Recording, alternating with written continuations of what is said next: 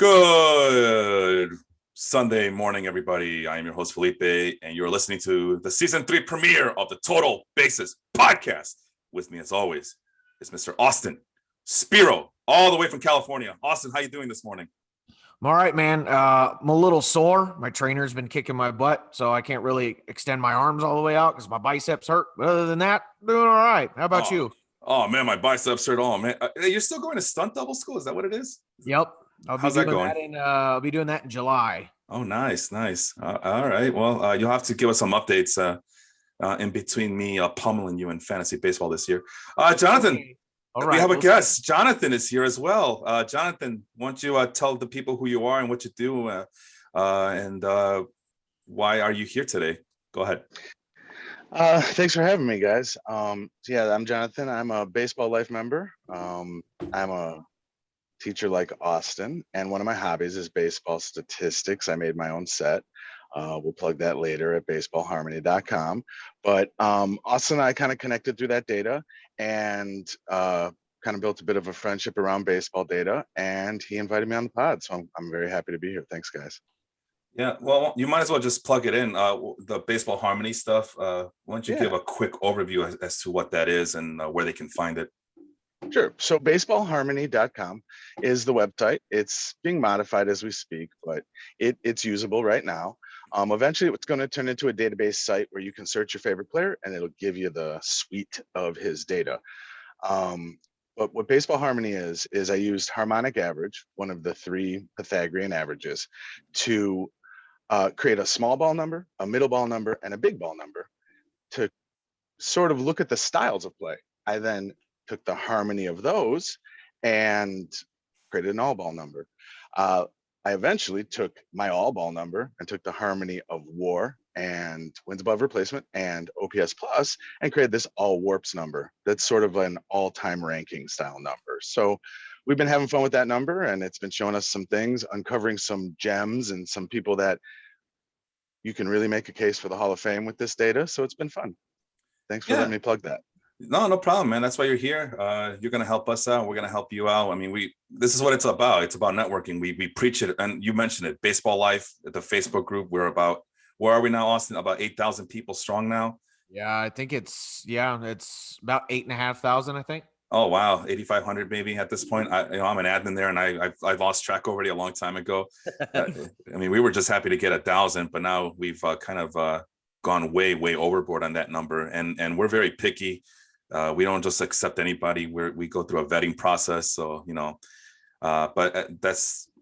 but yeah, it's like, you tell these bloggers who want to share their stuff all the time and the other fellow podcasters, like, hey, if you're not doing anything else but just plugging your stuff in, and you get what you get, right? Or you get what you give, I guess is the right terminology, right? If you're not participating in other people's posts and hyping everybody else up, what is the point? You're not networking. You're not building a community with us. And Jonathan, even though he can say, oh, these are my numbers, look at my numbers, look how pretty they are, Jonathan engages it with everybody else. Same thing with Austin. Austin has his own podcast. He shares his podcast and he engages with everybody else. And that's why you guys are here, because you guys do indeed help our community grow. So I do thank you for that. And for those who are listening, if you want to join the group, we are the Baseball Life Facebook group. Keep the conversation going over there. So with all that being said, it is, normally we center most of our discussions on player evaluations and using statistics like, Jonathan with his all ball numbers and all that stuff. But we're not going to talk about that today, are we? We're going to... Not a whole lot, no. No, Austin brought up some ideas this week, and, I misinterpreted them. And it looks like he did some for, he utilized those ideas for his own show. But I already did all the research, and I go, you know what? Let's take a break from all the number crunching and all the player evaluations. And let's take a look at the calendar flipping over. And it's also a calendar flipping over for us as well. This is season 3 of the Total Bases podcast. And there's no baseball, unfortunately, to start off this season. But there's plenty of off the field stuff, beginning with the lack of labor negotiations going on between the Major League Baseball owners and the Major League Baseball players. Austin, what is your take on all this negotiation and waiting to see something happening or whatever? I mean, I'm not a reporter. I don't have any sources. I'm just a lowly podcaster who, does do podcasts and talks about baseball in his kitchen. But from what I can see of these labor negotiations, it's essentially the owners complaining that they don't make enough money, even though they're multimillionaires, and they're just going to wait around until the MLB Players Association caves to what they want, and the Players Association is not going to cave. So, as much as I want to see spring training, I don't know if we're going to see spring training. I don't know if, or we'll see an abbreviated spring training. I don't know. But I think Manfred is still commissioner, so I think we'll definitely see a lot of rule changes with this new CBA agreement. But I think it's a lot of, the owners whining and crying about how they're not making as much money as possible, where the players are like, you need to share. And the owners are like, no. So we'll see what happens. But all I want is baseball. That's all I want, to be honest. And I want it to look like at least somewhat like a game that we recognize, and just don't change too many of the rules and I'll be okay. Yeah, well, expect some rule changes. I think they're going to fight tooth and nail for that implementation of the designated hitter. I think the players are all for it, but they want to make sure that the money thresholds are up, that's the big issue here. And that's I'm pretty sure that's 90% of discussions. It's always about the money. I personally, for my bread job, I do work in contracting. I wasn't surprised that they were going to be willing to take an extended period of time off and lock out. What I wasn't expecting them to do it so damn early in early December. But then I started realizing that for a lot of these guys, ownerships, front office executives, and players themselves, this is probably the most time off they've had in December in a very long time. If you really think about it, December is usually a very busy time of year for a lot of these people. And they looked around and said, screw this. We had a very rough season. We had a rough season last year. This COVID thing is just kicking our ass. Just take off, forget all this, and let's regroup in January. And of course, January comes and crickets, not a lot of tripping. Jonathan, is that the way you see it as well? Or do you have a different take on all this? So I'm in group, very vocal about being pro player and anti-owner. I believe that any hedge fund could own a team. I think that if a team didn't have to make profits and only win, it would, based on the way that system works. So I'm very pro player. They create the $10 billion product. Most owners were born into money. Most players were born into gifts, and those players have gifts, but they work on it, obviously, and they're professionals, and the game doesn't exist without their talent. So I'm very, very pro player on this. I also believe that the players are in control here. I believe that the lockout was as quick as it was, and this is just my opinion, but I think it was so the ball could get rolling sooner. I think a benchmark is going to be the end of the month. If no talks start, then I think we are going to be where a lot of us thought we'd be, February. And when February starts, if the talking doesn't start, then I think we might start missing some time. I think, the owners are going to be okay. The investments that they made are going to be okay. The people they hired to do the jobs are going to get paid. They're going to do their jobs, and we're going to have baseball again. But the players shouldn't have to give away the money so we can be entertained. And that's my take on this. It's their money and they make it. It's a $10 billion product. I'm a school teacher in South Austin. We think the money should go to books. Okay. So, that's our argument, but it's not going to happen. The players shouldn't give that money away. It shouldn't just go to the owners because they rolled up their sleeves and inherited money. Few of them are even self-made, and the self-made ones like Cuban who wanted in were not allowed. So it's a monopoly. I'm not crying for owners. Yeah, and here's the big issue.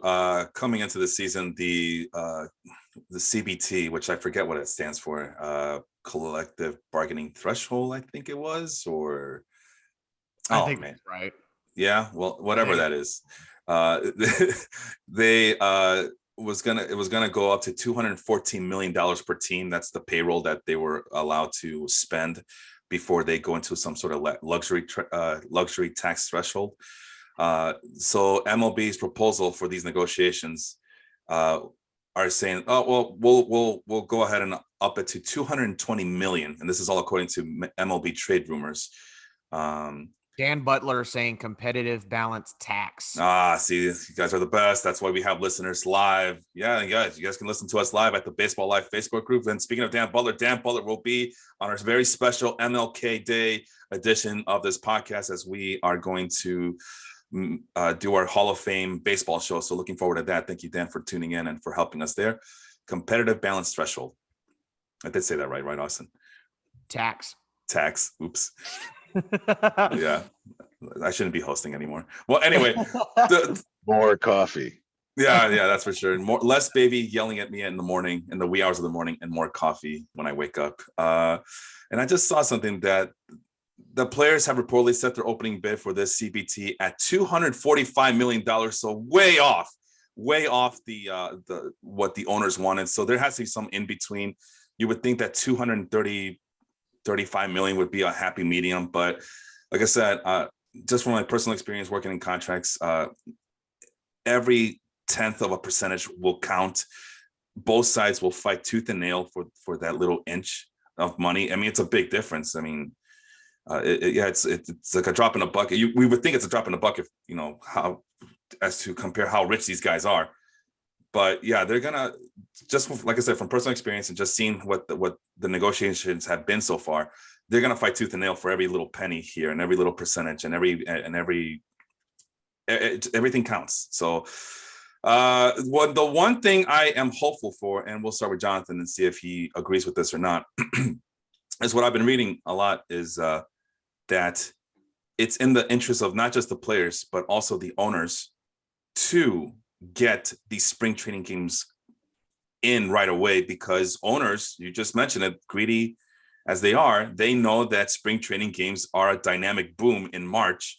So there's a little bit of a time clock this time around, but again, the fact that it's been kind of slow is kind of disheartening. But it sounds like owners want to be able to implement the spring training schedule per usual. Jonathan, is that the way you see it, or do you think that's I don't know, like a false sense of optimism there? What do you think about them trying to get spring training in on a timely manner? I'm glad you used the term false sense of optimism, because I have a huge false sense of optimism. I believe the players are in control, and I believe that the owners are over a barrel, and I believe that their hair is on fire and they're sitting around, this is fine, but it's not okay. And the players are just sort of like, cool, man, you can just burn down with that room then. I think the owners have a lot more to lose. I think the players, they're gonna have to negotiate. They came in crazy high on purpose. We're so early in they're not even negotiating. They're just throwing numbers out into the media. Everybody's super high, everybody's super low. They're super far apart. They haven't even talked. But I think that the owners need to get spring training started as fast as they can. I think one of the reasons we saw lockout happen right away, and I think one of the reasons that ownership has been relatively quiet, no one's talking smack, because they can't. They know they need to get started, and they know that they're in trouble. And I think that if you pay attention to just some of the key owners, they want to get started, and they need to get started. That's the tacit secret thing going on here. I think the owners are over a barrel and they need to get started. So you're right. I agree with you. They need to get spring training started as fast as they can. And my huge false sense of optimism is that they're going to puff their chest and act like they're ready to negotiate hard. But I think that they know they need to get started. That's my take. I hope too, but it is also my take. No, I mean, that's pretty much how I see it. And even a lot of the people are saying that if they don't get something going by late January, we're in deep trouble here.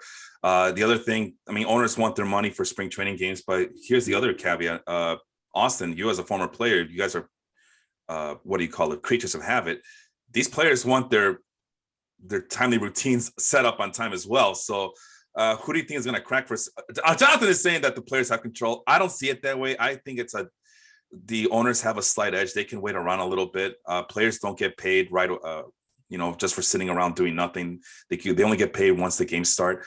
So I don't know. Do you think the players are going to budge first, Austin? Is that the way you see it? Because they want their pitchers and catchers to report like they usually do. They want to go to the Arizona or Florida sites and start, getting the routines in. What do you think of all that, Austin?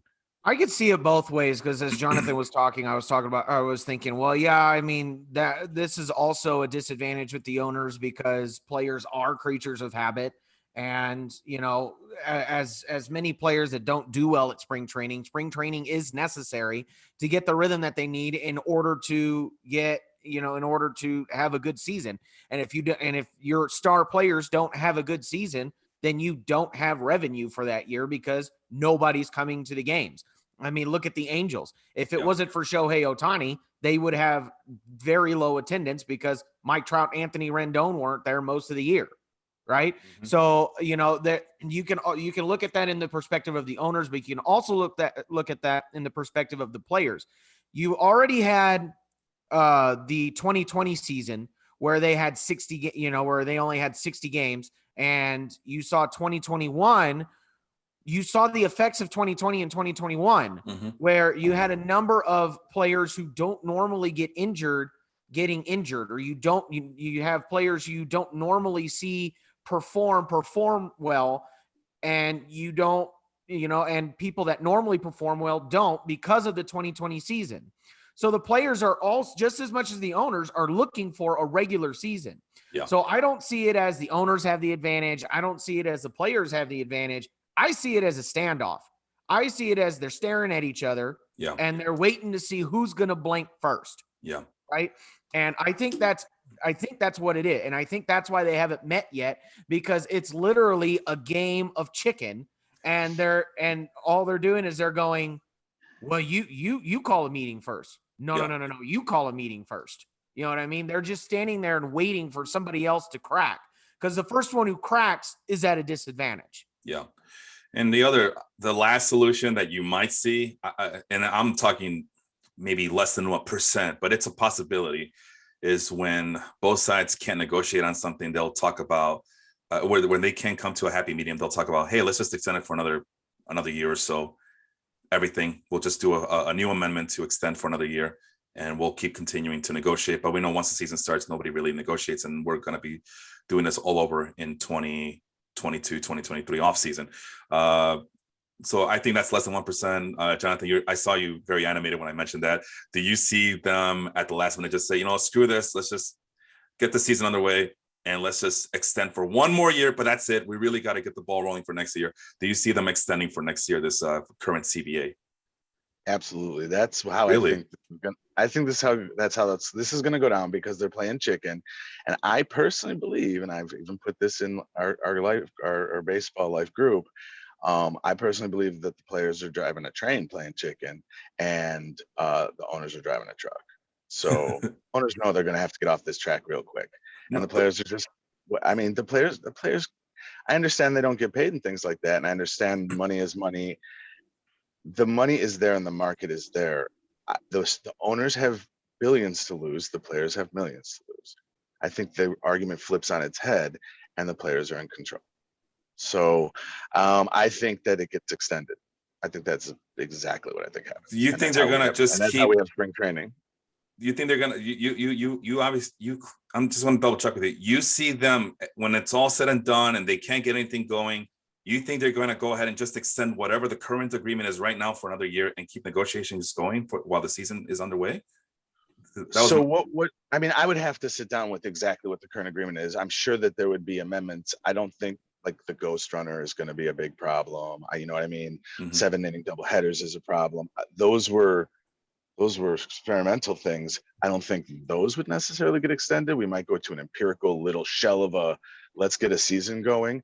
We might miss some games, but like I said, we have to have some spring training. I'm an owner, we have to have some spring training. Yeah. And that's why I think the players are in control. I think that the players are like, okay, I don't want to have a bad season. I don't want to have a 2020 again. I don't want to have a shortened season. I don't want to have fake numbers again. I don't want all the baseball groups to go back to 2019 to talk about me again. Yeah. But in the end, they can't give away the hundreds and hundreds of millions that the owners are trying to nab.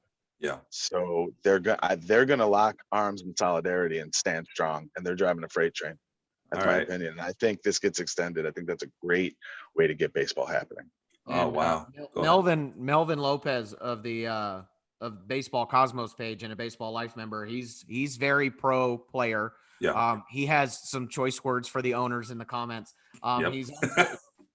He's also talking about how there's also baseball being played without a lockout overseas in the Caribbean. Yeah. So we've got the Caribbean series, and we're gonna have a lot of that being played. He says there's some being played. If I'm reading that correctly, there's some being played right now. Yeah, I think so. This is the usual, and then he's the one I get my Caribbean news from him. So, because I do a horrible job paying attention. Obviously January is horrible for me because honestly, you're helping me this year, and I do thank you a lot. But this is the time when I start doing my fantasy rankings, and it takes up a lot of my time. And Austin was nice enough to put in some work in helping me and assisting me. So this will be the first time that I'm collaborating with someone. But yeah, because I'm so focused on what's in front of my computer screen, I don't have the time to look too deep into the Caribbean League. So Melvin does a good job of doing that and keeping us all updated. So I always look forward to his updates over there. All right. So with that being said, I don't know, Austin, I wasn't going to push to this. I was just kind of giving it as a distant third option that players and owners would just come and sit and talk about extending the current CBA for another year. Do you see them extending the current CBA for another year just so they can get a season going and continue talks for the new CBA past 2023? Do you see it that way, or do you think it's gonna that they're not even gonna bother extending the current situation and keeping it status quo? I don't think that's going to happen, because that's the easy way out. It's a very easy way out. You know what I mean? That's like the easy way out. And I don't think either the owners or the players want to take the easy way out with this. They are playing a very serious game of chicken. And even then, if they go, well, let's just extend the CBA, then they'll be like, so you're quitting, right? And so I think even then, whoever suggests we extend the CBA agreement, they're going to go in, the other party's going to go in and go, well, we have the upper hand now because you couldn't hold out. So I don't see them extending the season. I think one way or another, we are going to have a new CBA. When that is going to happen and what's going to be in it, I don't know. All of us at Baseball Life and every baseball fan can guess probably what's going to be in the CBA and what's going to be negotiated. But, I think at the end of the day, we will have a new CBA before this season starts. All right. Well, that's good points. And by the way, extending current terms and keeping it status quo is pretty common in my area. But, that's with both parties having very friendly rapport with each other. This is ugly right here. But like I said, that's why I mentioned it as a distant third option. But yeah, you guys are both right. This is a very ugly situation between the owners and the players. And let's get some of the other topics that are involved. According to MLB Trade Rumors, summarizing the Jeff Passan article over at ESPN, the other issues that are in play here are what they call competitive integrity and trying to remove anti-taking buzzword. And before I continue, I want to read some of these comments here. Dan over from Nashville saying, owners have all the money they can afford, more so than players, to sit for a bit. That said, they didn't become billionaires by continuing to lose revenue. And like Jonathan says, the players have a little bit of an upper hand. I'm not, what did you use, the train versus the truck, with the players driving the train and the owners driving the truck. So Mel, or otherwise known as Melvin, sorry, from Baseball Cosmos. Yeah, the lockout is also going to mess up our fantasy rankings. So let's remember what's important. You're goddamn right. You're so damn right. It is messing up our rankings. That's right. Let's say we lose games. Hashtag we want our fantasy. Hashtag we want our fantasy. Yes. Melvin, sorry. Let's say we lose games, he says. Let's try a 140 game season, maybe. That's a thought. I guess that's a silver lining. Hey, let's make baseball 1921 again. I honestly don't know when's the last time they played 140 games, but that's about right? The early 20th century, they played about 145 games a season, it seemed like. I don't know. You guys are better more than 60. I'd be okay. Look it up. There's an internet. Yeah, let's do that. But in the meantime, let's go back to the list of priorities. The off-repeated competitive integrity, anti-tanking buzzword. Yeah, that's a big problem. I mean, it's not as big of a problem as it was before. We saw a couple of teams in the last couple of years win World Series when conventional wisdom would have been for them to tank, so to speak, to just give up. That's the 2019 Washington Nationals, who refused to trade away Bryce Harper in, what was it, 2018, I believe. And they didn't get any prospects back. They didn't get any whatever commodities back in return for Bryce Harper's last season.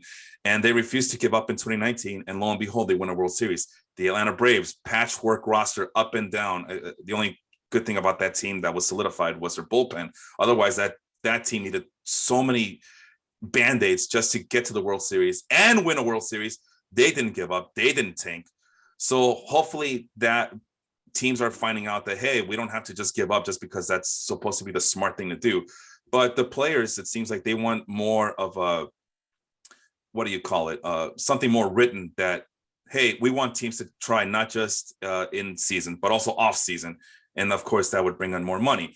I don't know let's start with you, Jonathan. What do you think about this whole anti-tanking clauses that they might want to write in into the new CBA? So I'm very anti-tanking. It really bothers me. It's a bad part of the game. It's the part of the game where I talk about it as the league versus the game itself. It's the part I don't like a lot. I don't know if a lottery would fix that. I don't know if a salary floor would fix that, but I think some things need to change. I think a salary floor should maybe happen before a lottery, but where to set that, I think that could cause its own lockout or strike. But I definitely I don't know. I definitely think a salary floor or something like that could help this cause, because I do think it's a problem. It's a problem, and I don't like that it's profitable to lose and you can just be a terrible franchise for 30 years. I mean, you should lose your team. I think you should lose your team for that. I think you should not even be allowed to own. Like, oh, well, you don't care. You don't want to win? Well, then here comes Mark Cuban. Yeah, right. But it seems like that's poll. Here comes Mark Cuban. Like, zing. But that seems like that's been an issue with baseball for a long time, where you just had a bunch of teams like, well, we're not making any money, so we're just going to trade away all our best players to the New York Yankees so they can win their Yankees. Yeah, well, baseball history. I'm talking about the baseball history here. The Kansas City Athletics. Well, hell, even the Philadelphia Athletics. Connie Mack used to trade all his big prize players just so he wouldn't have to pay them. So it's a tale as old as time. But now everybody's making money. There's revenue sharing. There's no excuse for this. Even the crappy low market teams are getting new stadiums.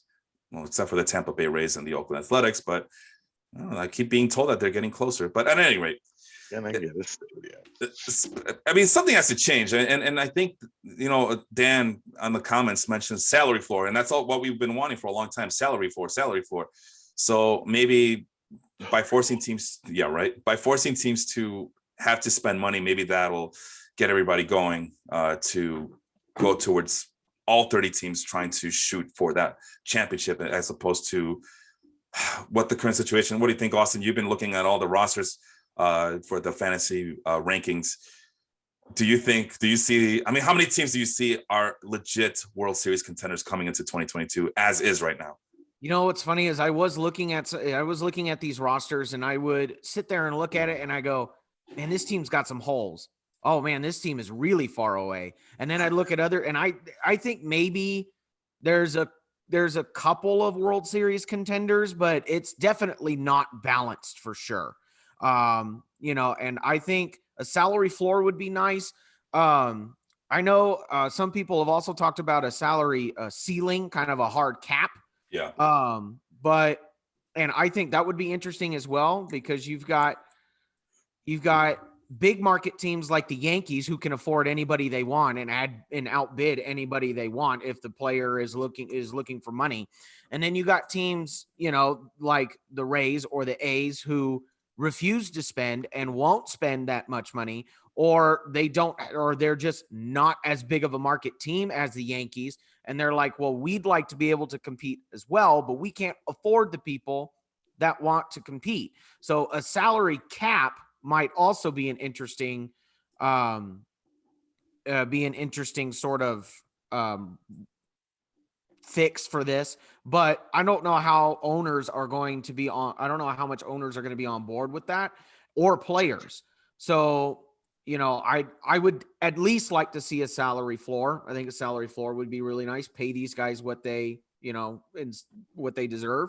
But I think, yeah, like I said, a salary floor would be nice. I'd also like to see what a hard salary cap would do. All this talk about ceilings and floors, I feel like I'm going to Home Depot, but really what I wanted to share was the ceiling is the roof. Let's make the ceiling the roof all over again. It's one of my favorite quotes of all time there. You guys are talking about it. I figured we might as well share it. The memes about Michael Jordan saying that. So yeah, let's make that happen.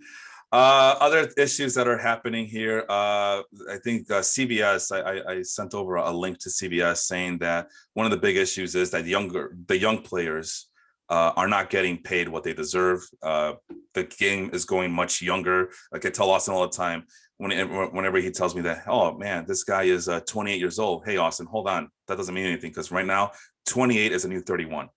So it seems like the new peak. Unless you're pitchers. Well, an elite pitcher to be exact. But yeah, you're right.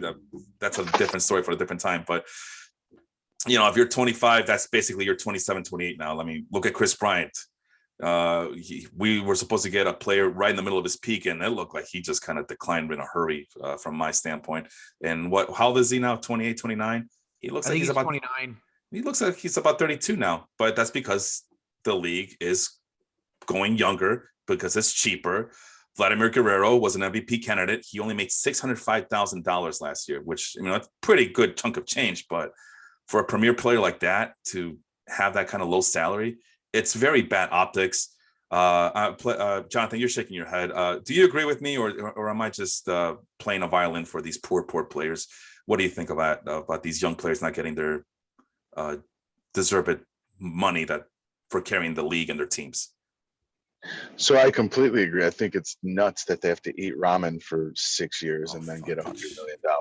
It's awful. What's going on here? Like, what sense does this make? I also believe it's hugely pro owner, and I'm a Cubs fan. It's over there, where is it? Right there. So, and you're gonna see me whining and complaining and yelling about how there is no rebuild, because I've read enough articles and listened to enough of Hoyer to hear you don't want a core anymore. You want Tampa model. You want Cleveland's assistant GM. You want it to pop for cheap and then burn it down. We want to burn and turn. We want farm systems. We want this epic ramen eating machine that every Cubs fan's going to love, but we're getting rid of everybody because we're not doing the core. So that's what I'm hearing when I hear all that. Mm-hmm. And I think it's insane that they got to eat ramen for 6 years and maybe get their 100 million. What if they break their own kneecap and they lose all their power all of a sudden? And now are they going to get their huge, big contract? I don't know. I mean, I'm not crying for millionaires with guaranteed contracts, but at the same time, it's a $10 billion product. Why are we just giving it all the owners so we can get the game going? So yeah, I think that's crazy. I completely agree. Austin, well, I mean, and again, these guys are some of the better players who get drafted early. They get a big chunk of change. I mean, that we're not, those guys will be fine, but everybody else, it's like, you're right. I mean, I shared stories about Miguel Tejada basically surviving on rice and beans out of a can.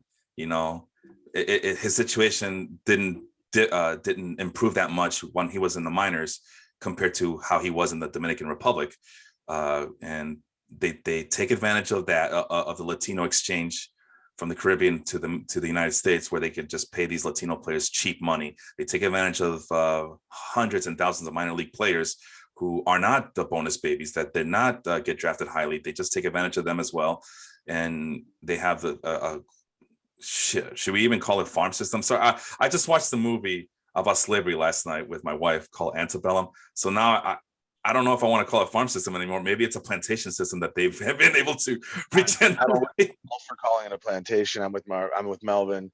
Marvin Melvin called a plantation system. It's still, That's right. it isn't what it was. The reserve clause has been destroyed, but it still is just unbelievably in favor of the owners. And let's, Austin, I'm going to shoot this one to you. I did not realize this until I did this research. According to CBS Sports, MLB minimum trails those of the NFL. Remember, the contracts are not guaranteed in the NFL, so just keep that in mind. The NBA, who, I don't know, man. I don't know how the NBA is so popular when so many people hate the NBA, but here we are. And the biggest slap in the face of all, the NHL. All three of those enterprises have a higher minimum than Major League Baseball. The freaking NHL has a higher minimum, which is just crazy to think, because they penny pinch just as good as anybody, if not better. And that's what's keeping a lot of these young players from getting their money. Roster size. Austin, I don't know, man. Do you see any chance that they might come to an agreement on raising that minimum in this CBA negotiation period here? I think they will come to an agreement to raise the minimum, but that's going to be a bargaining chip for some other rule change, or something else that the owners want. We'll raise the minimum, but we want this too. Of course, yeah. And it's going to be some huge asking whatever it is, because I think that's going to be a priority for the players, is we want a higher minimum salary, which they should want.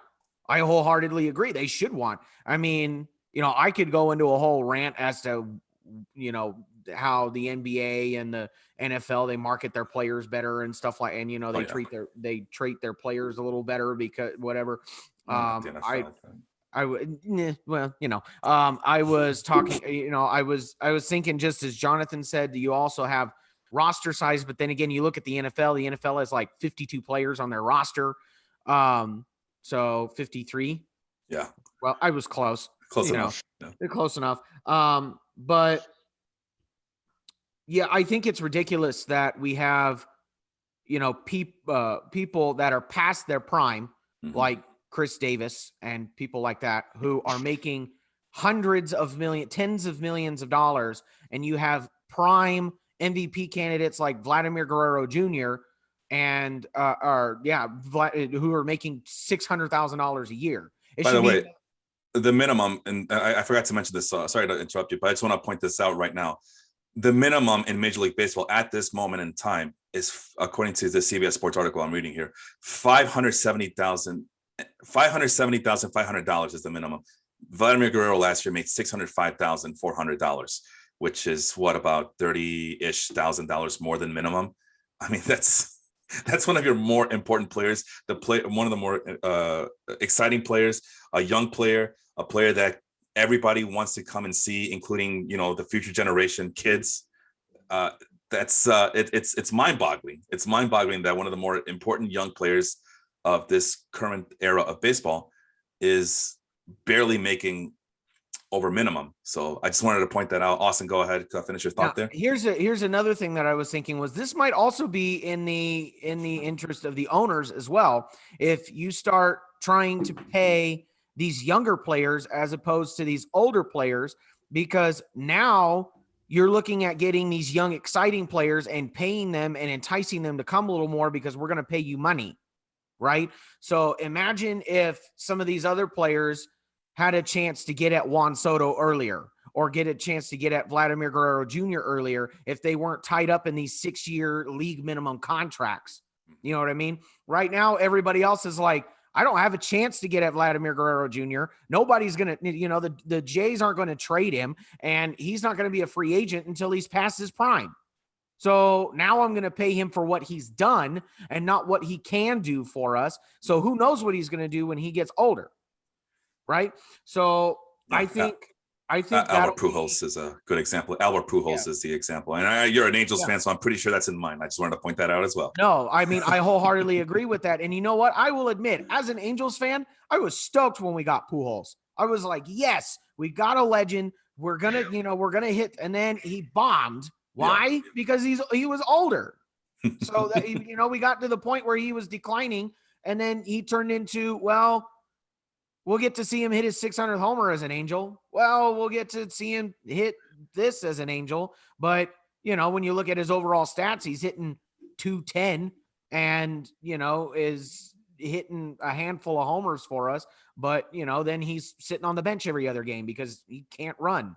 So, you know, I think it would be in the best interest, in the better interest of the owners as well as the players, to look at a way to start paying these players at a younger age, since the game is getting younger.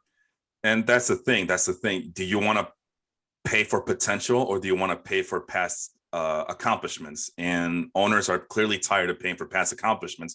But and you see it from fans too. They get mad when players like Fernando Tatis, they get mad when he makes all that money, when he signs that $300 million contract. Like, oh, why are you doing this so soon? Why are you doing this so early? But if you would have waited till he's 30 years old when he becomes a free agent and he gets another $300 million contract, people are still going to be mad. So it's not just that the owners are not wanting to do it, but it's like the fans are now, they complain about everything. They complain when players get paid this much money at a young age. They get mad when they get paid at an older, advanced stage of their career, which brings up a comment from Dan, as he's been on fire this morning. Thoughts on Luis Robert and Ronald Acuna signing these very team-friendly deals for young stars? And it goes back to what you guys were mentioning. A lot of these guys are desperate.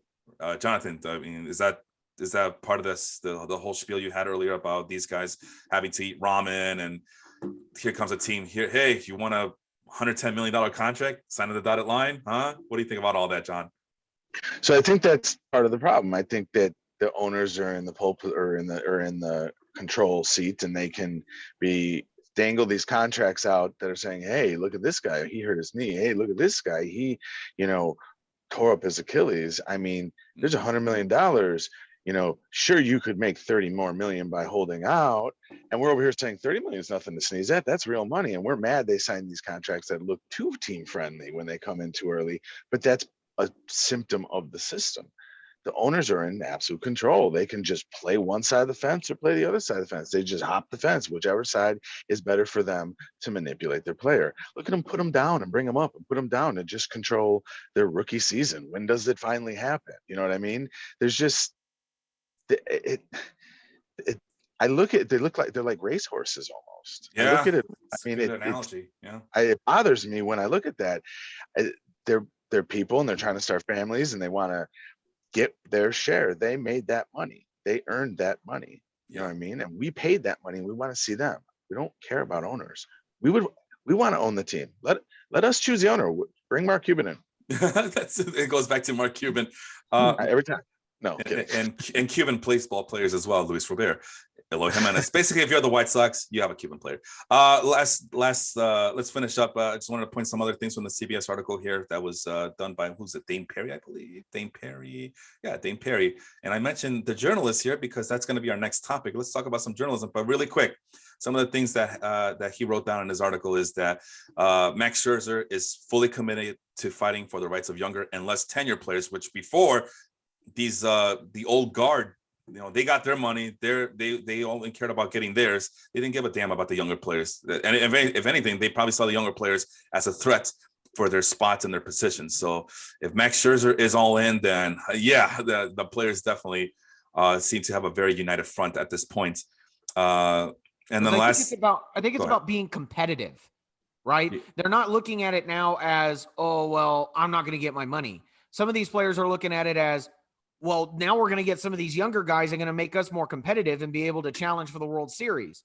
Yeah. You know, whereas if you can't pay these guys, you know, then they're not going to want to come because, well, I'm not going to pay you. So they're not going to want to come over, and who knows, you might miss out on the next Mike Trout, the next Juan Soto, the next whatever. Excuse me. And go ahead. I'm sorry. Go ahead, John. I'm sorry. And I think you're exactly right. And I think that people like Scherzer see the league as hanging itself. And they see that, okay. Yeah, the league's hanging themselves. I mean, Scherzer's legacy is, you know, is what it is, but he also believes in the game, and the game needs to exist. And you play to Tatis, you play to Soto, you play to Vladdy, you play to Acuna Jr. You play to your superstar young players, and you build it that way. How are you going to get kids to play baseball when they have to wait till they're 30 to get paid? Like, I mean, every kid Yeah. dreams of swinging that bat, hitting that home run. They also want to be rich. Yeah. And like, it's not just for the love of the game. There's the dream of being a superstar and being a rich superstar with a Ferrari. Why do they have to wait till they're 30 to get the Ferrari? And maybe it happens. I don't know. Yeah. So I think that I agree. I completely agree with Austin. For the legacy of the game, the old timers are saying, well, it behooves me right now to get a little extra out of this negotiation to backload it for us. But that they have what they needed. They're trying to save the game, I think. Yeah, and let's just put this out there. Not everybody's going to be a superstar. Not everybody's going to hit their potential. I mean, we see this all. Austin, we saw it doing the fantasy podcast last year. We see it all the time that these players just fall short, and some of them have redemption stories, like Jonathan India, who kind of fell from grace and then worked hard, got started being productive where the Reds couldn't ignore him anymore, and he got Rookie of the Year last year. But he did have a fall from grace for a while. And he turned it around, but not for every Jonathan India, there's about 100 players who don't make it. So, but hopefully, as all, what's that old terminology, that old idiom, as the sea level rises, all ships rise as well. So maybe that can, isn't that what trickle down economics is supposed to be there, Jonathan? I at least I thought that was supposed to be how it works. That's tide economics. It's from the bottom up. Ah, okay. Trickle down is from the top down. Yeah, peeing on your back. Yeah. Well, that's why I have a couple of teachers here so they can correct me on these terms. I don't teach it that way, by the way. That was my personal opinion. In class, I don't knock trickle down like that. I ask questions. I don't throw my opinion in there. I want that disclaimer. All right. Last thing. And I mentioned this earlier, but here's the actual quote from Dame Perry. Spring training games at sites in Arizona and Florida have become a profit center for teams, and they don't want to lose those games. Players, meantime, don't start getting checks until the regular season begins. So the prospect of a shortened spring training figures to increase pressure on the league side to get a deal done.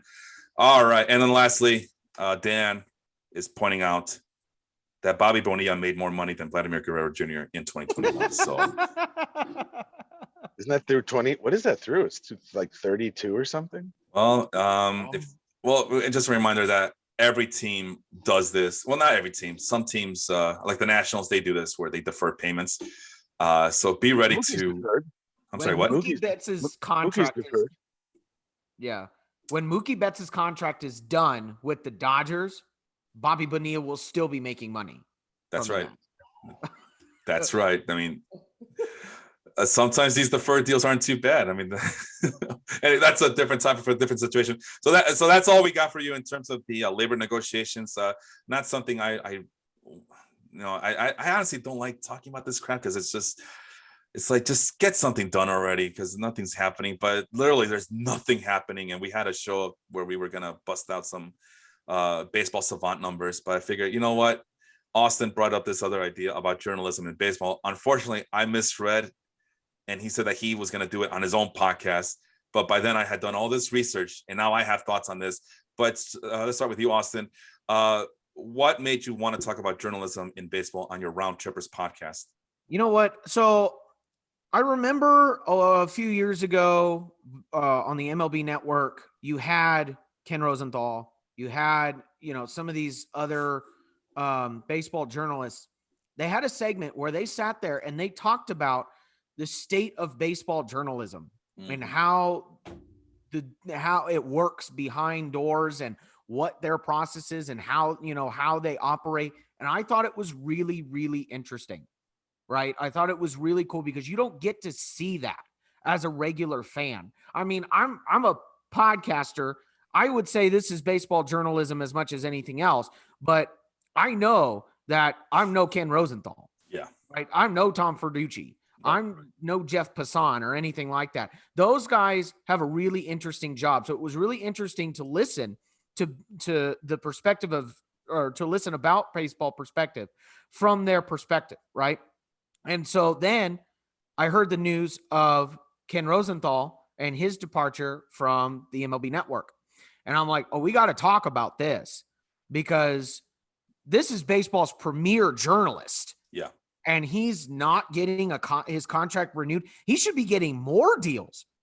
And the fact that he's not and the fact that he's not getting his contract renewed by the main sport that he covers I was like, this is bananas.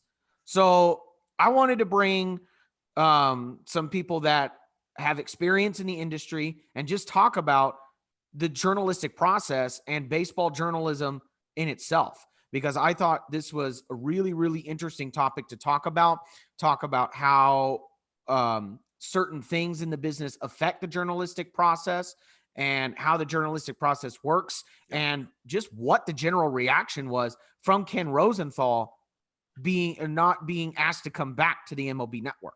Well, it's not the first time that Ken Rosenthal has been told that his work has no value to them, because unfortunately, I don't want to say this is the norm, because I feel like there's a little bit of change happening in the air, but it's too soon to tell. And from my viewpoint, to see if this is going to make any effect.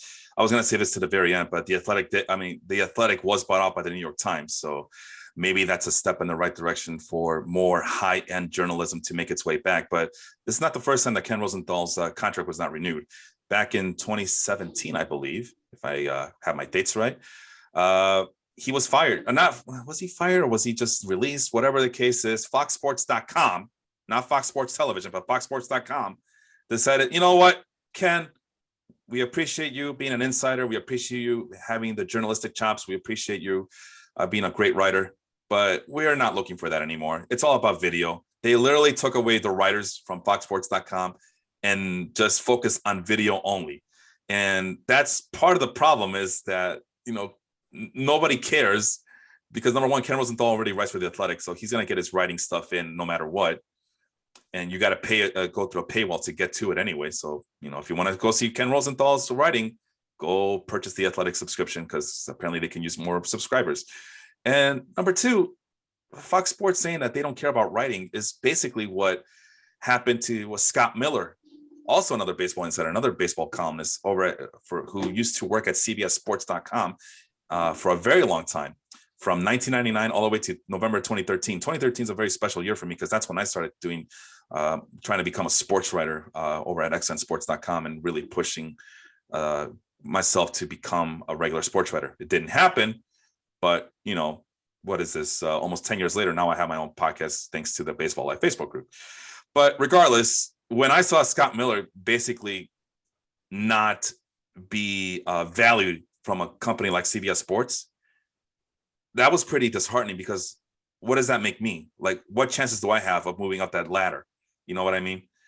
So Scott Miller had to go, he got fired from CBS or simply not renewed by CBS. I don't know. I forgot what it was, and then about December, January, February, March, April, about 5 months later, he gets hired by Bleacher Report. Now think about that. I paused it for a little bit to let that linger. He went from CBS Sports to Bleacher Report. And that's back in 2013, 2014. Not much has changed, as you guys can see, in terms of baseball writing. Jonathan, go ahead. So I guess I'm glad I want Austin. Did you push for me to be on because we kind of disagree here? I'm not surprised he got fired. Actually, I asked you to be on this podcast because we were gonna talk about number crunching, but then this happened. Oh, was it because I was ranting about Rosenthal? I think Rosenthal he quit. He fired himself. He knew what he was doing.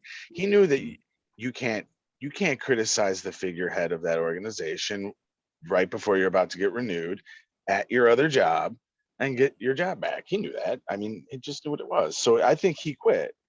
He decided that Manfredo needed to have such a lambasting by someone who knew what they were talking about that he needed to quit. And that's what he did. It's not, so people are saying, well, the MLB is trying to censor him. That's a business. He worked for the business. He worked for the business side of it. He worked for the PR firm, and then he dogged it. So of course he got fired. I mean, he didn't get fired, but of course he didn't get asked back. He didn't want that job back, but he went out there and said what he said. And that was him saying, well, if you bring me back, you're going to have to accept this. And he put it out there, and he knew that. So I'm not surprised he didn't get asked back. Do I think that the MLB should have more transparency and have more people on and have more self-criticism? Absolutely. I think they will. I think that they didn't necessarily realize that the bat. I think they thought, well, of course we're going to let him go. He fired himself. So they didn't necessarily realize the look of it would be that they're trying to censor. So they're going to push a little harder for some more self-reflection, I think. And I think that that's going to be a necessity. But this is almost like Passan was hired by the Windsor family to work, or not Passan, Rosenthal was hired by the Windsor family to work in PR, and then he dogged the Queen. Of course you're not coming back. I mean, Yeah. I'm not surprised he's not coming back. Yeah, if me, I work for a big corporate entity, and you notice that I only talk in vague terms. I don't go into too much specifics because I don't want to make my company look bad. And I don't want to make our partners look bad. And I refuse to talk specifics. So this is the piece that Rosenthal wrote as one example from the New York Post from, I forgot his name. I got to go back up top. Let's see, who is this guy? Andrew Marchand of the New York Post. Yeah. And I know that you guys mentioned it over at Round Trippers, but this is the one example. Rosenthal wrote, as if the perception that Manfred is beholden to owners and out of touch with players was not bad enough, he was trending on Twitter on Monday after performing a massive flip-flop. That's kind of tame, but it was, like Jonathan said, that might have been enough to say, what, screw this guy. His contract's up in 2021. He goes off. He is not seen again for like the 3 months after some of the stuff that he wrote. Let's see. He did return to the trade deadline, which was pushed to August 31st because of COVID-19. But before August 31st, he was not seen on television on MLB Network for a long time. But guess what? Don't feel bad for him, Argentina. He still is on Fox Sports television. So you're going to see Ken Rosenthal. He didn't go away. And with the New York Times acquisition of The Athletic, it might be time for a big boom from Ken Rosenthal and other writers just like him to get more exposure. So hopefully this is a step in the right direction for those people who want to get good journalism and good insider information from the premier journalists in Major League Baseball. So I think that it's mostly just a reason to just hate on Manfred, which is, it's rightfully so. It's very easy to hate on Rob Manfred, but I think this is much ado about nothing. I mean, he said something I don't know if it was something that he was trying to do on purpose, and it does look pretty tame. Manfred does look soft. He does come off looking soft here, but it is what it is. I mean, I've seen a lot of my favorite journalists not get renewed for a very long time now, that it's just like, oh, whatever. That's the state of baseball journalism. And baseball is like, you're talented, you're good, but we can just replace you very easily. And that was my next topic of discussion. But before I go into that next topic of discussion, because as you guys can see, I have a lot to say about this, but I don't want to hog up too much time here.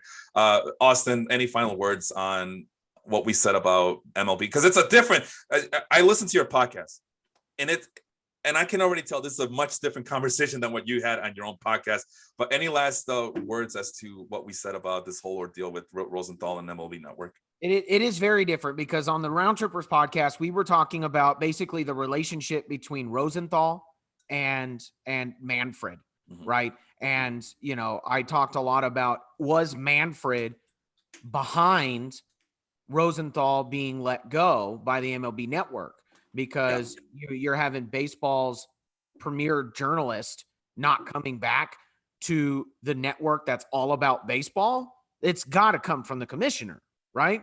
Because the television network, everybody loves or I shouldn't say everybody, that's a bit hyperbolic, but a lot of people like Ken Rosenthal, whether it's his bow ties or his personality or what he writes or some of the little quips that he has, whatever. He's a very likable person, and any television network would want somebody like Ken Rosenthal. That's why he has so many things. But, speaking on just Ken Rosenthal, I think one of the only people in this business that could do what he did and lose his job at the MLB Network and still be okay is Ken Rosenthal.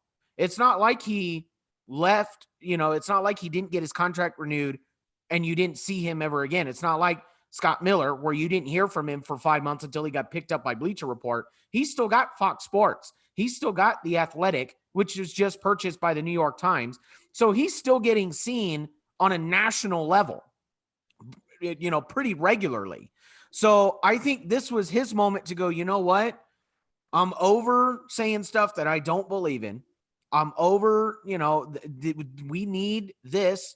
Or even speaking from maybe from a journalist perspective, this is what the fans want to hear. Maybe that's not even his true opinion. Maybe it's like, I see there's a lot of fans that have a disdain for Manfred.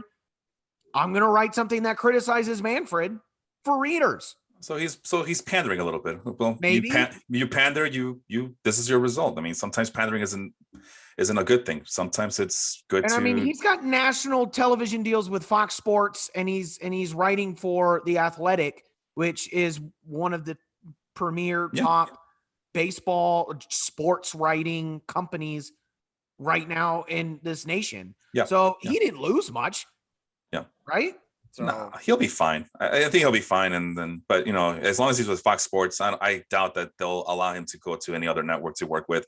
And with The Athletic, I mean, why would he need to write for anybody else at this point, right? Yeah, exactly. And he's definitely not going to foxsports.com because I think they're still doing videos, which brings up my next topic, which is the decline. I think it's a decline in journalism across a lot of these major websites, talking about websites like Sporting News, USA Today, where it has this blog feel to it. The writing isn't there. It's a lot of unknown bloggers who got promoted to, or maybe even interns who say, all right, here, write something about this.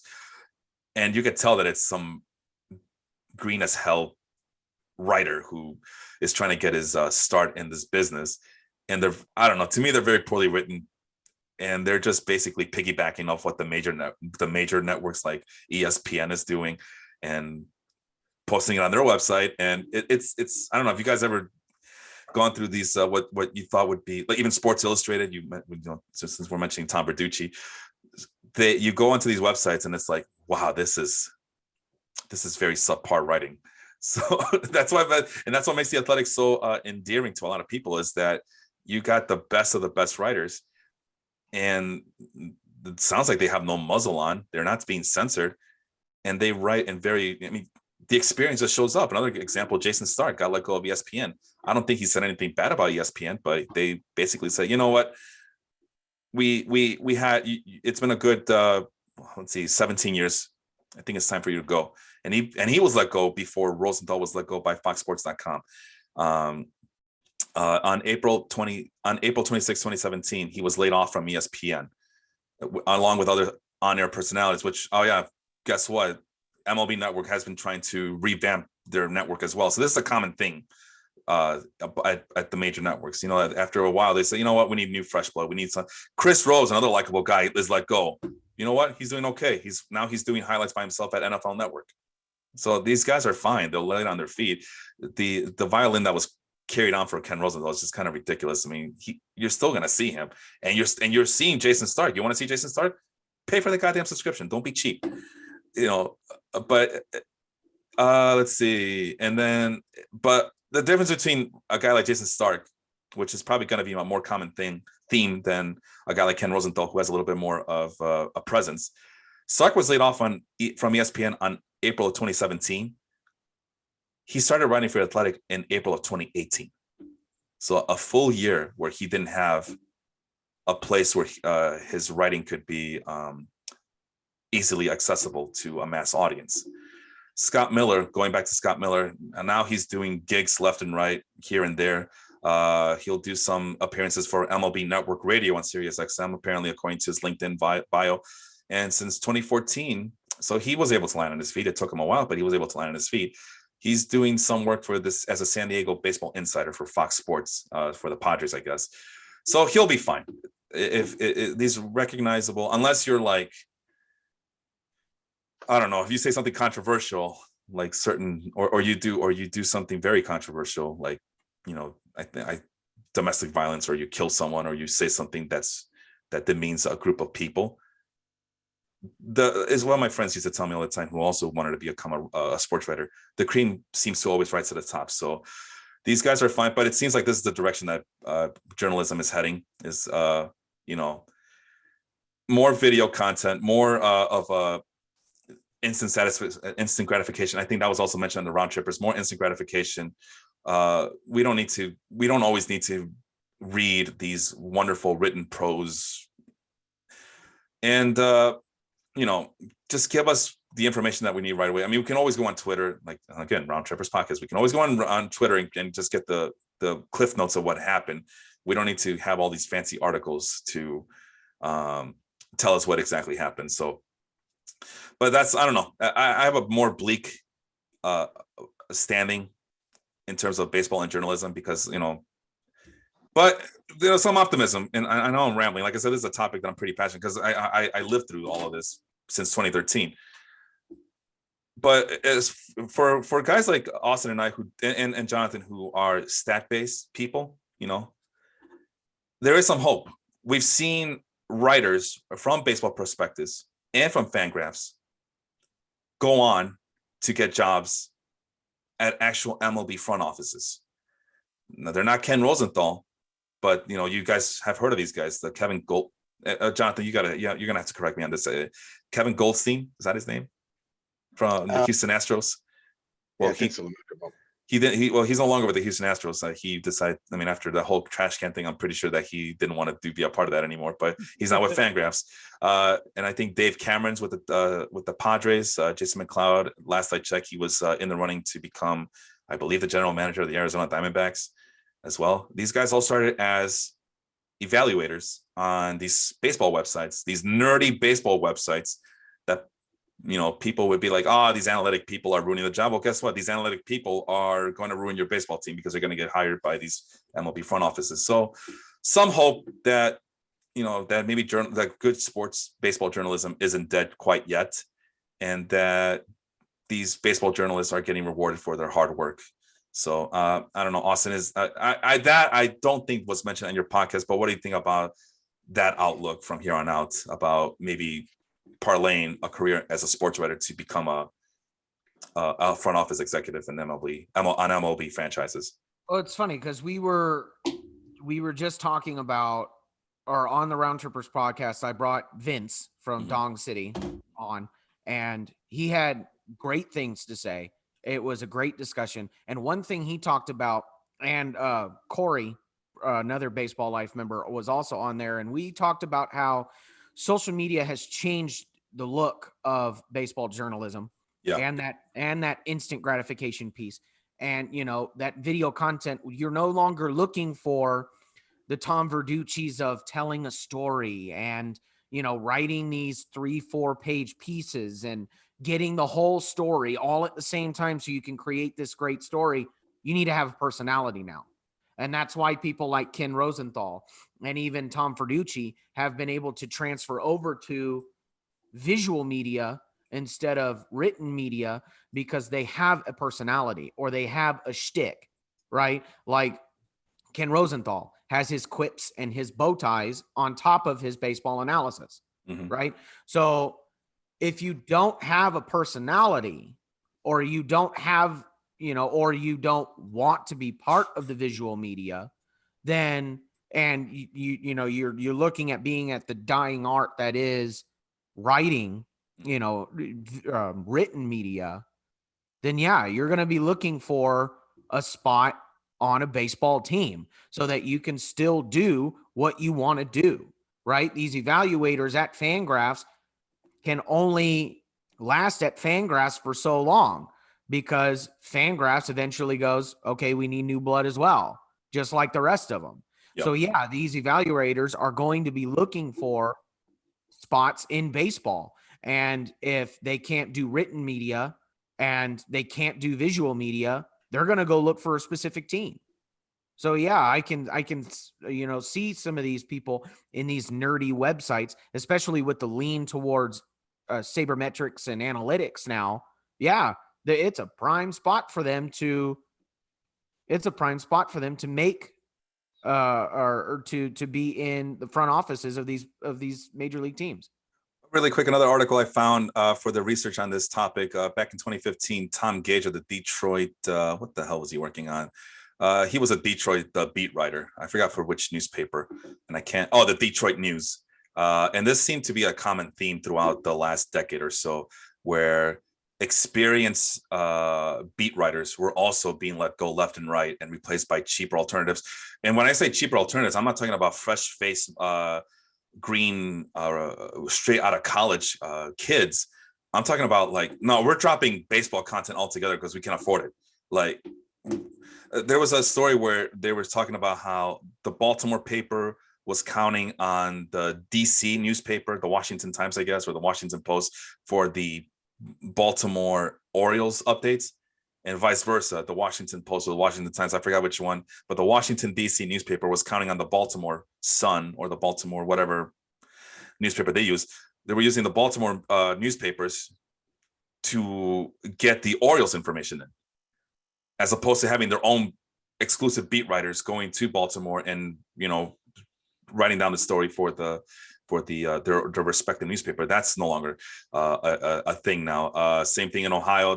They mentioned a paper in Ohio. I think it was out of Dayton, where they were no longer sending beat writers to Cleveland or Cincinnati. They were just using AP News, Associated Press, for their updates. Which, Jonathan, it's a weird thing to hear about that, but I don't know about you, but I grew up reading the Tribune, the Chicago Tribune, and the Chicago Sun-Times, and the Daily Herald.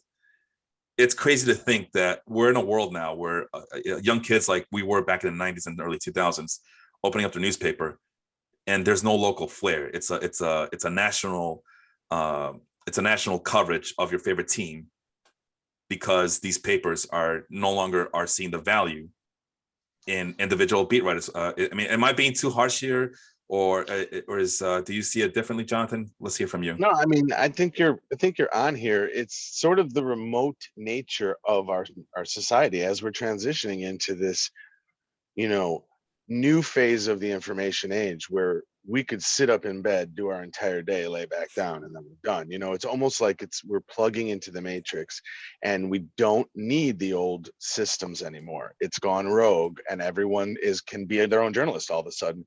Yeah. You don't need a publisher like you did to write a book anymore. You don't need Columbia Records to get your vinyl record finally pressed and put out there, because no one has access to studios. It's this new information age. It's this very remote version of everything, where, you know, it's almost like, you know, they're going to have teachers, you know, in Washington DC teaching classes all over the country, right? And there's going to be a robot up there. It's just this transition that I think is really hard to deal with, where we're moving toward this more matrixy style of a society where we're remote, and we are our own brand, and we just make ourselves our own brand. We start a pod, we create a website, we create our own data sets, and all of a sudden we can become an authority on our own, and we don't need these teams or studios or things like that. It's going almost freelance rogue, where if you can build a name for yourself, you're this Ronin journalist out there now who has no master. Come hire me for what you need. I work for these rates, for example, or quote my stuff. Teams turn to Twitter for their news. You know what I mean? Yeah.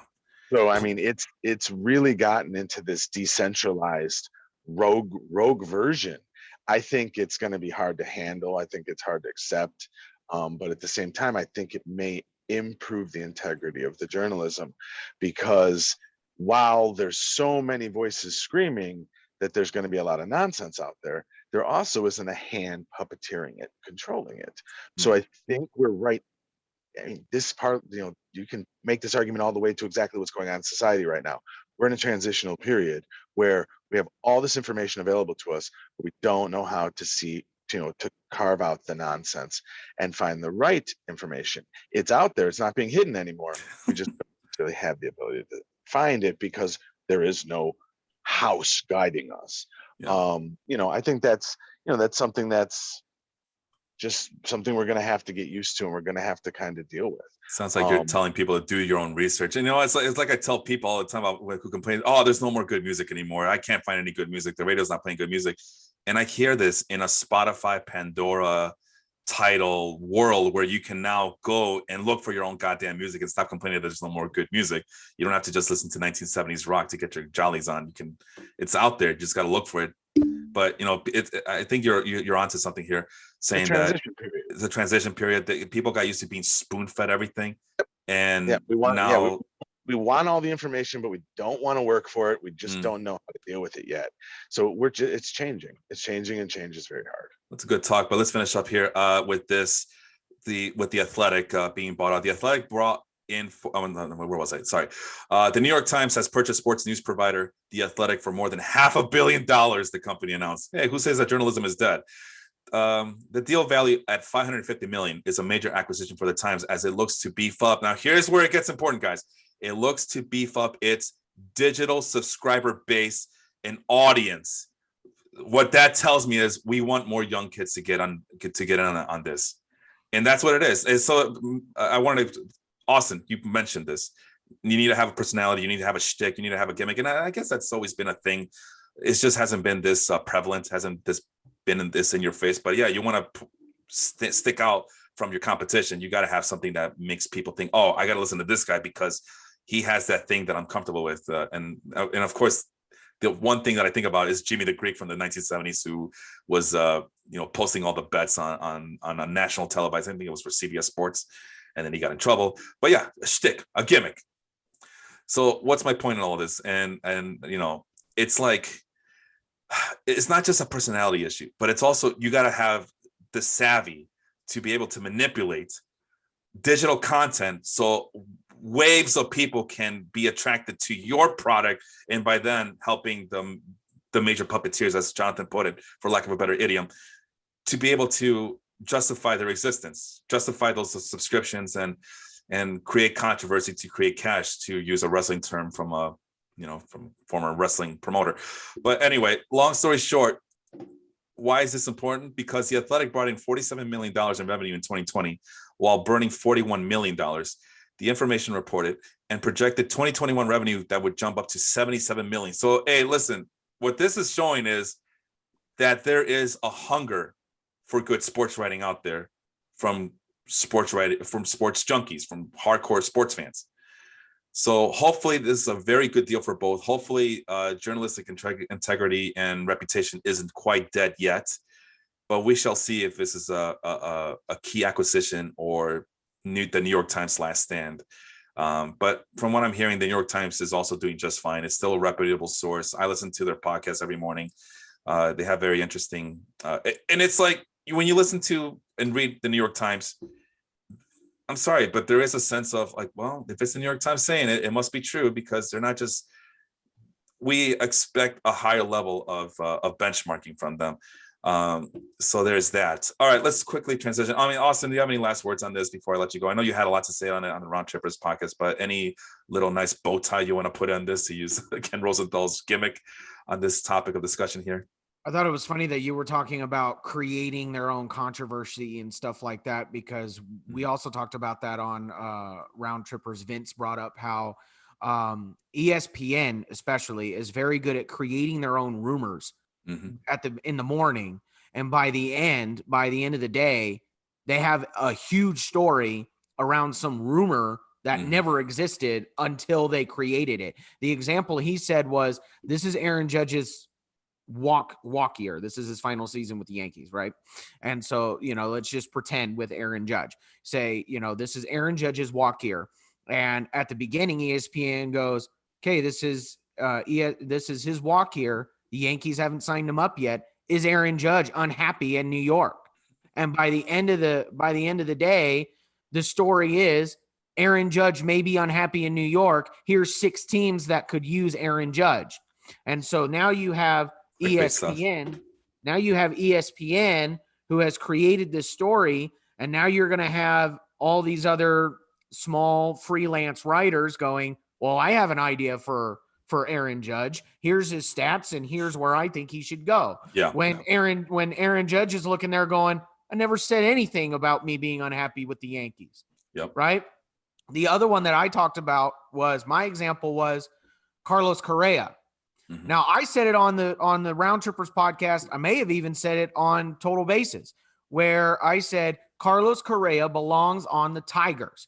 Carlos Correa and the Tigers are a match. This needs to get done. I think Carlos Correa is going to the Tigers. Tigers would be dumb if they don't sign Carlos Correa. and a bunch of other, you saw a bunch of people saying, oh, AJ Hinch had dinner with Carlos Correa. AJ Hinch had dinner with Carlos Correa. It's happening there. He's going to Detroit. And then a week later, Javier Baez signs with Detroit. Where the hell did Javier Baez come from? I forgot Javier Baez was a free agent. And this is why I don't give a damn about rumors. I just tell me what happens, because I don't have time for this nonsense. It's like everybody has, and like you said, now all these little websites, all these little bloggers are like, now they have content for their clickbait articles, and it becomes a thing. And then at the end of the when it's all said and done, at the end of the day, the complete opposite. It's like wrestling. A swerve just occurred, and we're all left holding the bag like, oh crap, that's not what we were told was going to happen. Oops. But that's why I don't care. So the fundamental thing about journalism and sports writing in general is to write about sports in a manner where people have to give a shit. They have to care, and they have to convert these little feelings of theirs that's bottled up inside in order to purchase the information that you're trying to sell. That's all sports writing is. So if that's what ESPN does, which makes total sense, more power to them. They're the worldwide leader for a reason. But yeah, then it creates this domino effect where now everybody's trying to get on that train. And again, it's like wrestling. When the WWE has a WrestleMania event, all these little wrestling promotions go to that city where WrestleMania is being held, and they have their wrestling shows that is surrounded by the actual WrestleMania event, because they want to be able to get that rub. I think it's the same thing happening here. And that's the reason why a lot of these websites are just following whatever ESPN does. And then they just get that information, call it their own, and run with it. So, but again, it's all about getting getting the public to care about sports. And then they just trigger these feelings from people. And that's why I don't pay attention to that. I'm telling you, Austin, when I was listening to your podcast, I just wanted to jump in so bad and intervene. Because again, this is a passion project of mine. This is something that I wanted to do. And after almost 10 years of doing this, I'm kind of feeling like a little pessimistic, but I'm very, encouraged by what I'm seeing here. The New York Times buying out The Athletic. These big name sports writers still landing on their feet in other places. But I don't know. This is the thing that I don't like. This is why I stick with, the nerdy side of things, the Fangraphs, Baseball Perspectives, Baseball Savant, all those websites, because I really don't care about a player struggling because his girlfriend dumped him. I don't care. I don't see it. Anyway, this is a topic, as you guys can see, we can go on all day, but let's quickly move on to the other things that we're going to talk about, because we were already over an hour. So let's make this quick. Jonathan, let's start with you. What did you learn from 2021?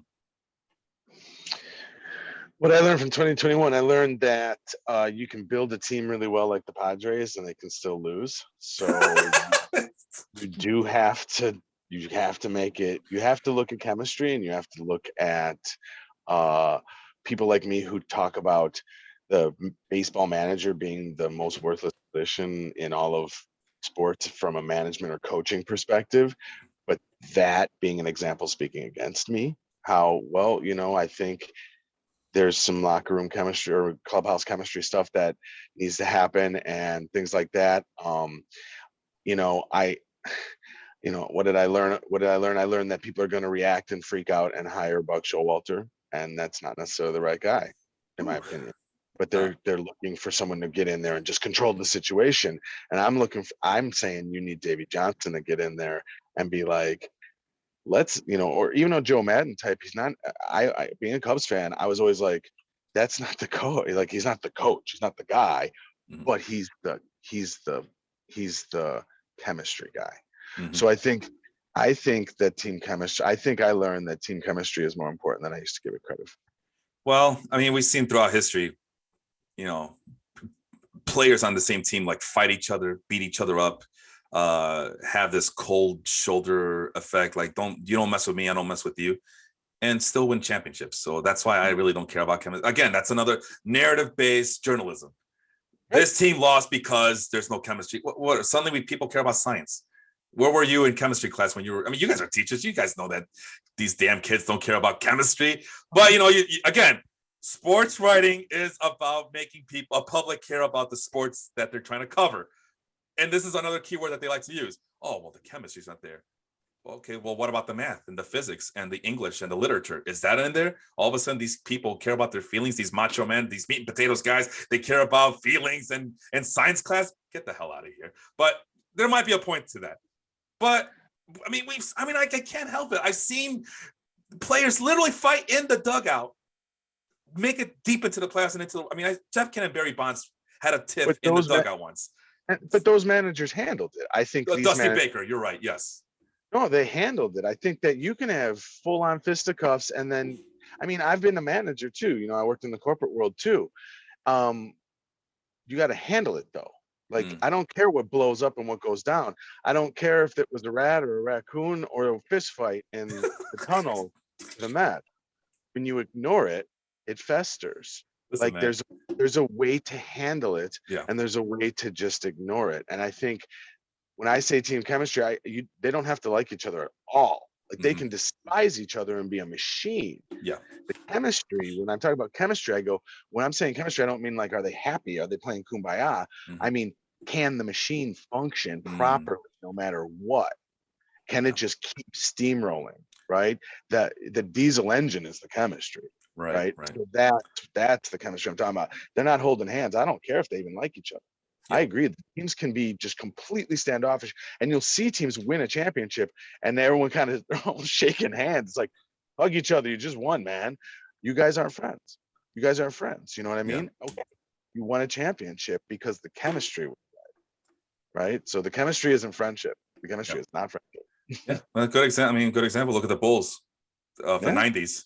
All of a sudden, now we're seeing. Need to win, baby. Win. Just win, baby. All right, Al Davis.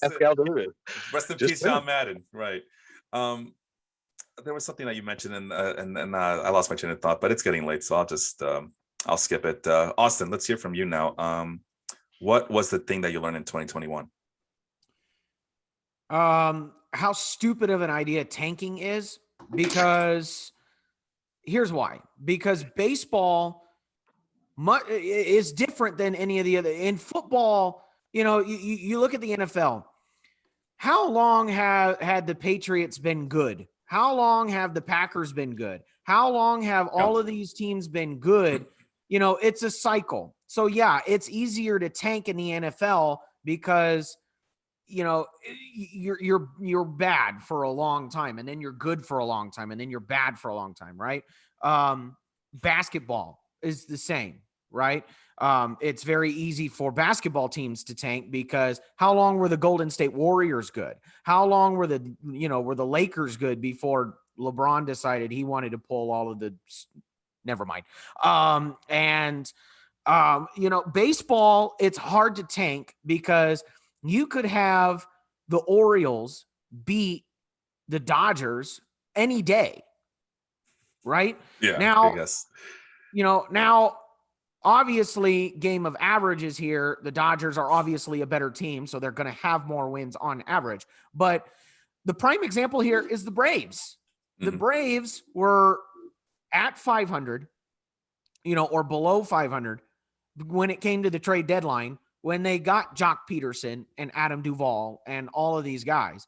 And then they traded for these guys, patchworked when nobody thought, especially after Ronald Acuna got injured, nobody thought that they were going to do anything and the Mets were going to run away with the division. Anything can happen. The Mets tanked. The Phillies didn't capitalize. The Braves did. They rode that wave and won the World Series after being below 500 for much of at least the first half of the season. So, conventional wisdom would have said, oh, well, let's start trading and let's start seeing if we can move some stuff around and keep Freddie Freeman and maybe have other. No, they were like, no, we're going to get Jock. We're going to have Jocktober. We're going to, we're going to buy him some pearls. We're going to get Adam Duvall, and we're going to get Rosario. Now, obviously there was some sort of luck there because I wouldn't have expected Rosario to be the main, contributor that he was in the playoffs, but still they got the right pieces after being 500 or below 500 and won the World Series. So tanking and getting rid of all your players is not necessarily the best idea all the time, especially in baseball, because you never know what's going to happen. Yeah, and that was brought up earlier on this episode as well, about how maybe tanking's overrated, and maybe hopefully that this is and it's reflected in the CBA to go full circle here, that we want all 30 teams to compete and not just have top heaviness from this league. Now there's an argument against having this sort of parity. I know that people don't like that, but again, it goes back to narrative-based optics. We need to have a good guy team to root for and a bad guy team to cheer for, right? So that's why it needs to be top heavy, so we can continue to boo the Yankees and root on these lesser known teams like the Tampa Bay Rays or whatever. But at the end of the day, we want to see a good product. We want to see 30 fan bases feel like they have a shot and not have like their umpteenth transition year in Major League Baseball, like the Baltimore Orioles or the Pittsburgh Pirates, because mismanagement or lack of funds or crying poor or whatever. But no, let's go ahead. I think that's why this year, I don't know about anybody else, but I thought this NFL season was more entertaining than some of the other NFL seasons of recent times, because there were so many teams for a long time that had a shot.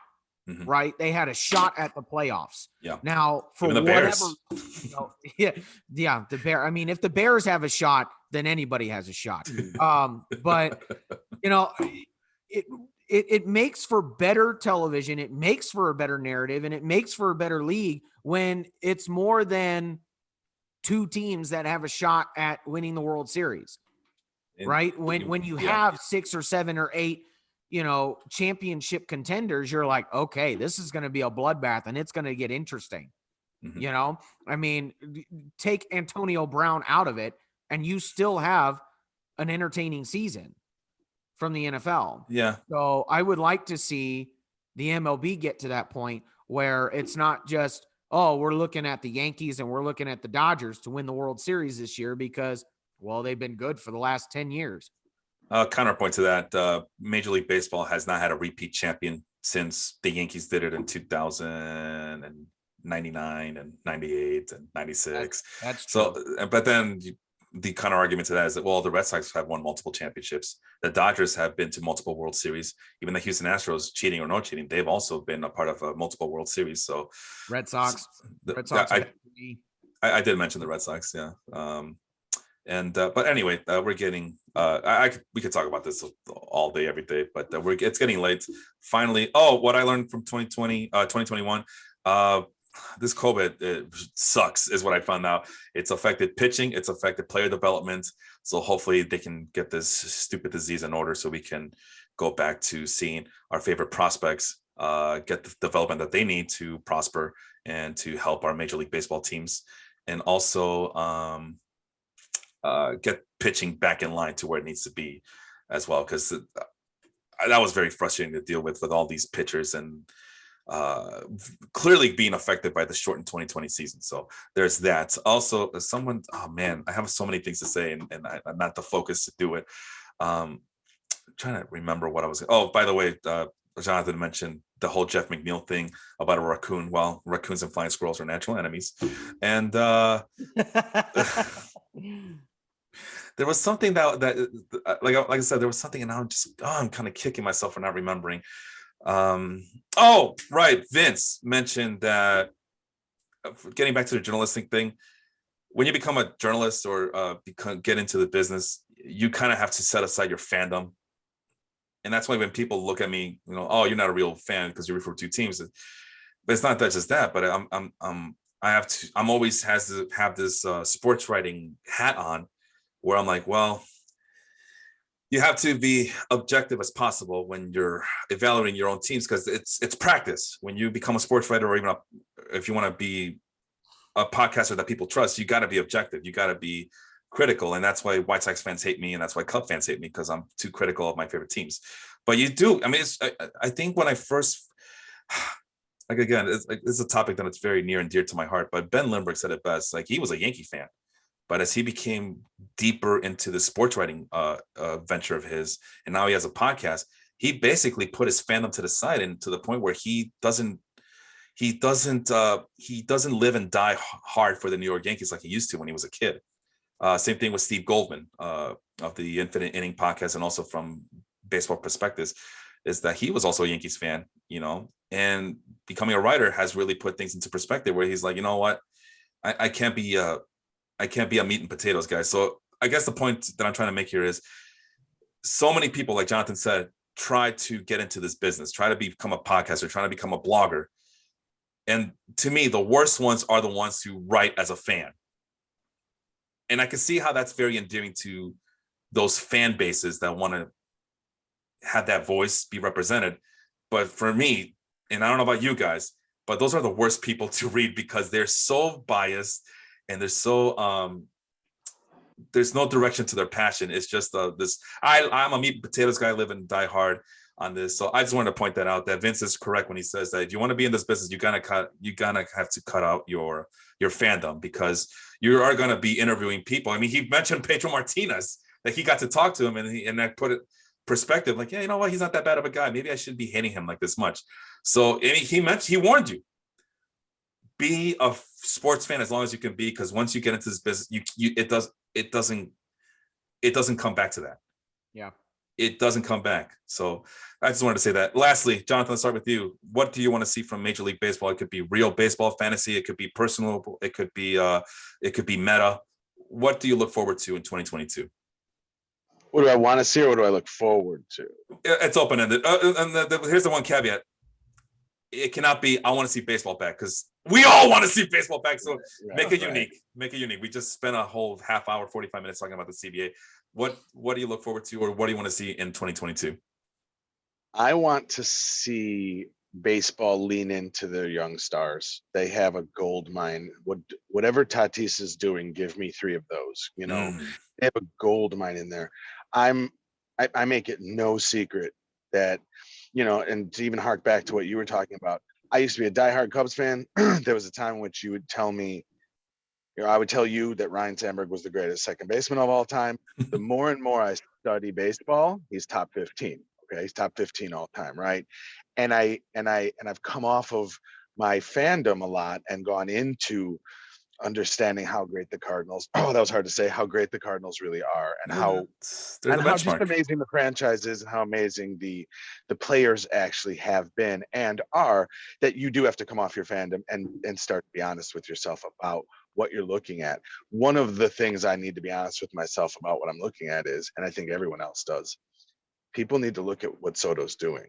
I think that if Soto doesn't get hurt, he will be the greatest player of all time. So I want people to lean, I want the MLB and people to lean into those superstar young players, because I don't care if he made $650 million last year. Vladdy's amazing. I don't care if you think he's Babe Ruth or not. Show is amazing.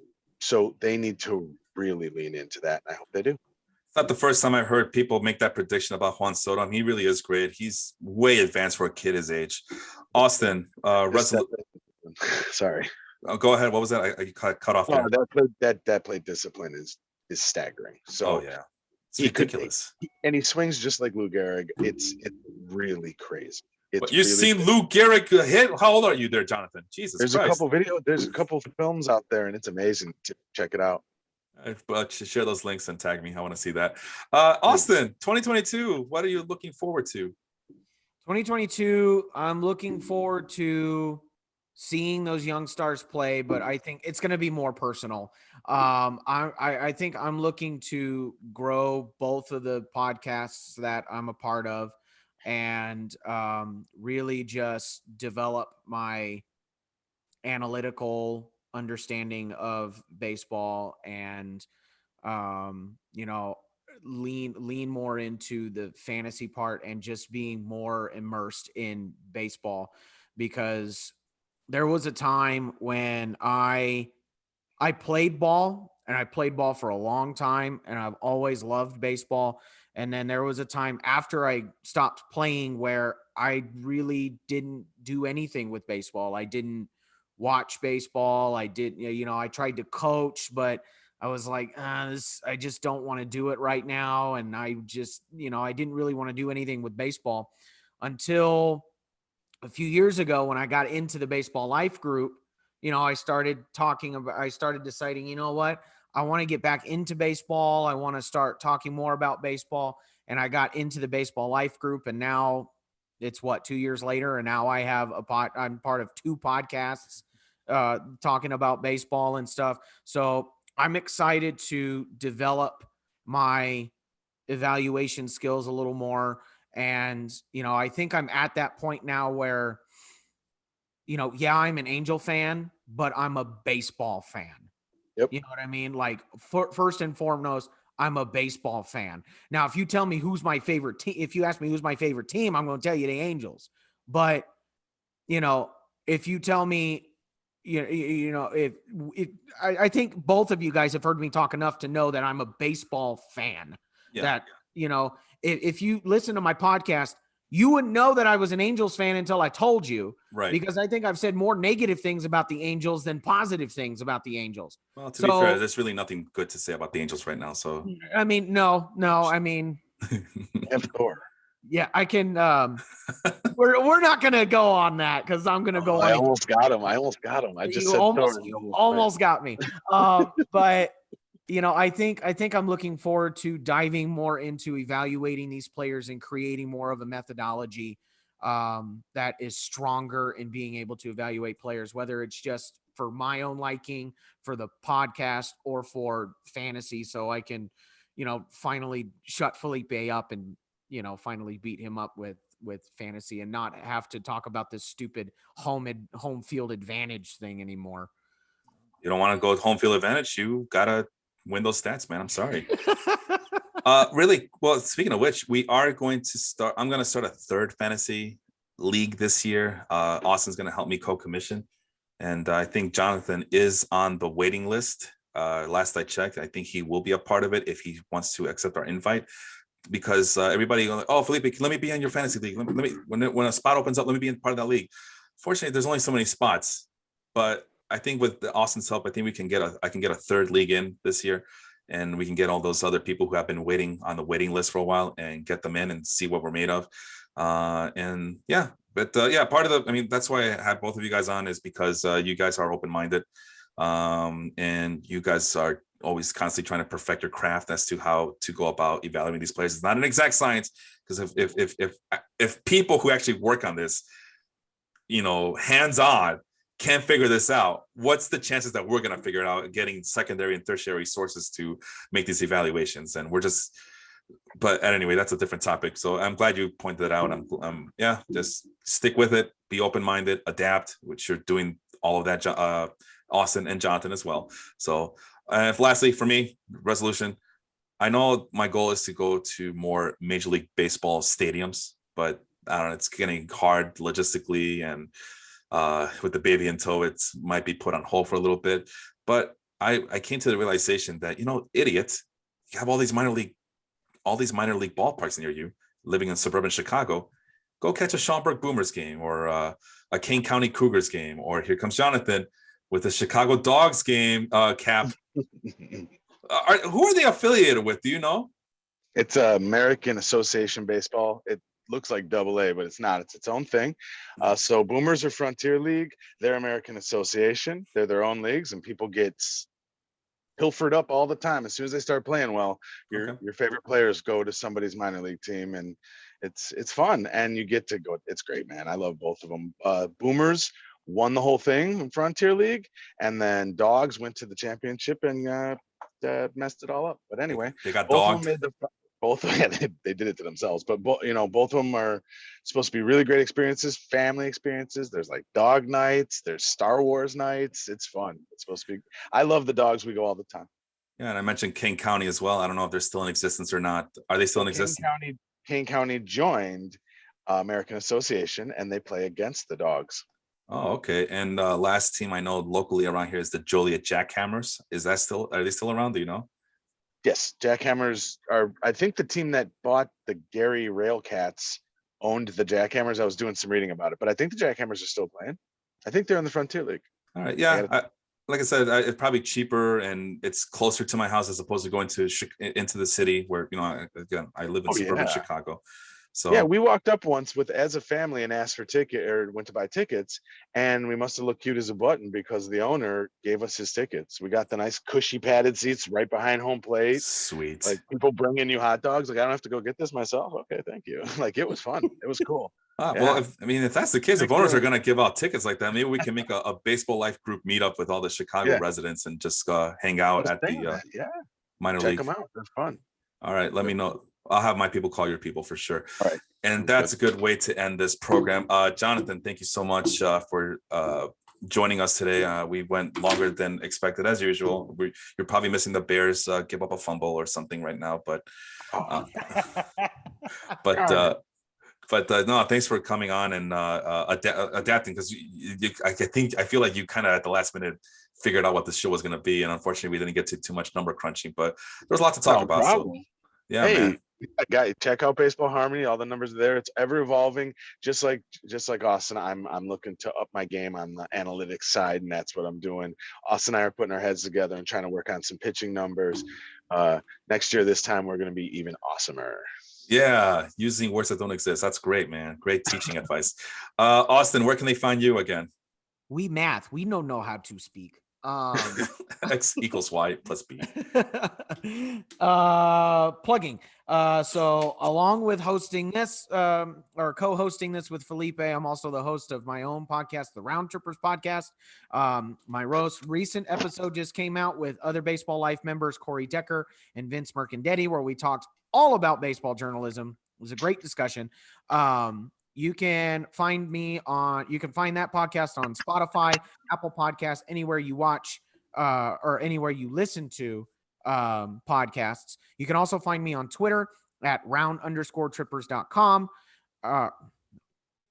That was wrong. You can find me on Twitter at round_trippers.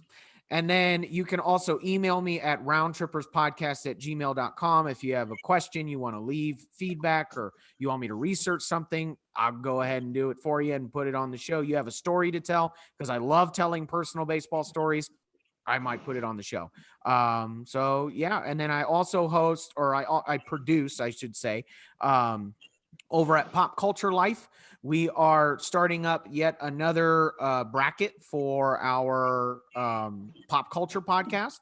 And this bracket is best Disney movies of all time. So our bracket is set. We have 32 Disney movies, and we're going to get it down to one. Can't wait to see what our group decides is the best Disney movie of all time, because the Christmas movie one was really interesting. It was interesting because the movie that should have won. Home Alone is the best Christmas movie of all time. Just like I kept telling you people. I kept telling you people that Office Space was the greatest comedy of all time, and that's the movie that won, despite the fact that nobody likes my opinions and think that I have bad takes and shit like that. So, keep questioning me, man. But you guys are, you know what?